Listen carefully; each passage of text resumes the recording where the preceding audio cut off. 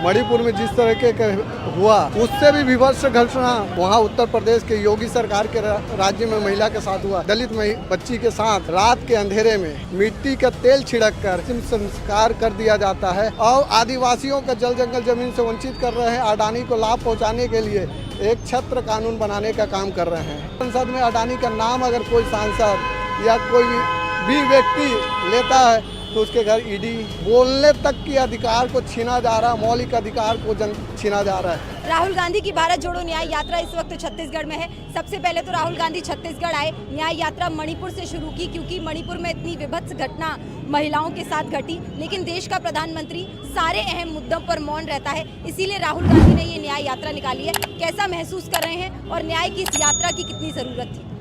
आज भारत में खास करके राहुल गांधी जो मुद्दों के साथ न्याय यात्रा निकाल रहे हैं। आप जैसे महिला के बारे में बोले, मणिपुर में जिस तरह के हुआ उससे भी विभत्स घटना कुछ दिन पहले राम राज्य, जहां यूपी में राम राज्य कहा जाता है, वहां उत्तर प्रदेश के योगी सरकार के राज्य में महिला के साथ हुआ।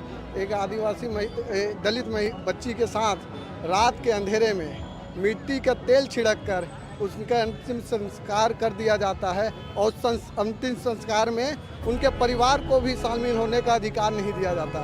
हिंदू धर्म और हिंदू सनातन धर्म का ये प्रचार करने वाले, मैं इनसे पूछना चाहता हूँ कि आखिर ये कौन सा अंतिम संस्कार का विधि है जो हिंदू परंपरा में सूर्यास्त के बाद होता है, ये नहीं बता पाएंगे। राहुल गांधी इसी अन्याय के खिलाफ भारत में भारत जोड़ो न्याय यात्रा लेकर चल रहे हैं और सिर्फ एक महिलाओं के साथ ही नहीं, आदिवासियों के साथ। आज छत्तीसगढ़ में आए हैं, हम कोरबा के ऊर्जा राजधानी शहर कोरबा में उनका स्वागत अभिनंदन करते हैं, मगर इसी छत्तीसगढ़ के कुछ किलोमीटर दूर अभी राहुल गांधी जी पहुंचेंगे जहां पर आदिवासियों को उसके जल जंगल जमीन से वंचित किया जा रहा है। और दुर्भाग्य की बात यह है कि सीएम भी उन्होंने आदिवासी को बनाया है और आदिवासियों का जल जंगल जमीन से वंचित कर रहे हैं। अडानी को लाभ पहुंचाने के लिए एक छत्र कानून बनाने का काम कर रहे हैं और इस देश में अडानी, जैसे ही संसद में अडानी का नाम अगर कोई सांसद या कोई भी व्यक्ति लेता है तो उसके घर ईडी या संसद में अगर सांसद सवाल पूछते हैं तो उनके खिलाफ कार्रवाई कर दिया जाता है। तो आज बोलने तक की अधिकार को छीना जा रहा है, मौलिक अधिकार को छीना जा रहा है। जब संसद में सांसदों को बोलने तक का अधिकार नहीं है, सिर्फ वो अपने प्रस्ताव को लाते हैं और चंद मिनटों में कानून बना के निकल जाते हैं। और आज जब से मोदी जी सरकार में आए हैं तब से इस देश में संसद के माध्यम से कानून बनना बंद हो गया है। 2024 के लोकसभा चुनाव में समर्थन मिलेगा जनता का? न्याय यात्रा जिस तरीके से आगे बढ़ रही है, क्या लग रहा है?